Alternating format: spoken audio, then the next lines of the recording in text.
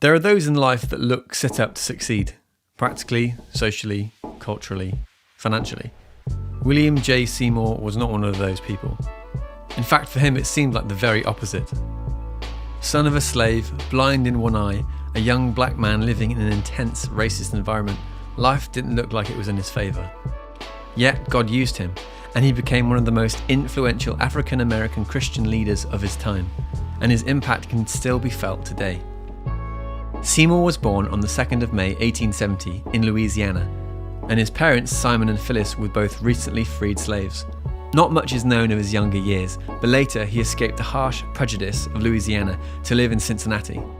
However, there he suffered a bout of smallpox, and the attack caused him to lose his left eye. Amazingly, his recovery from the potentially fatal illness actually compelled him to become a preacher. He grew an unwavering fascination to experience the Holy Spirit. He was hungry for finding truth and had a passion to share it, both of which fueled his travels to a great number of different cities. Seymour soon had a desire to become a student at a Bible school in Texas and sought to join the classes. But because segregation was still happening, they would not provide him with a seat in the class.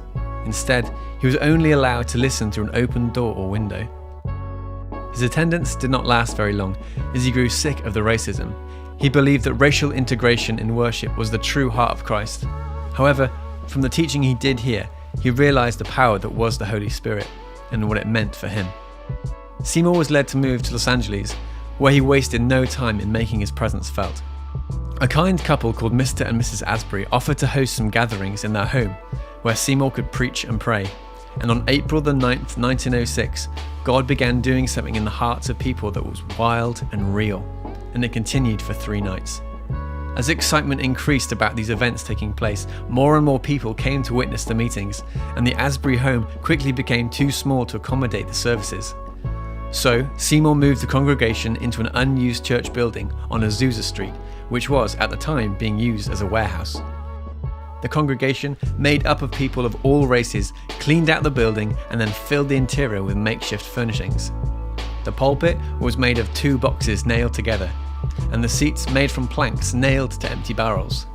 Seymour made his home on the floor above the church and began holding services 3 times a day, 7 days a week. A diverse array of volunteers helped assist the gatherings, black and white, men and women.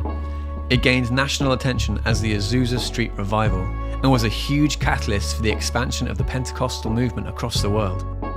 The Azusa Street Revival was always filled beyond capacity, as it attracted more than 1,000 people a day and had a reputation for wild scenes of passion and prayer.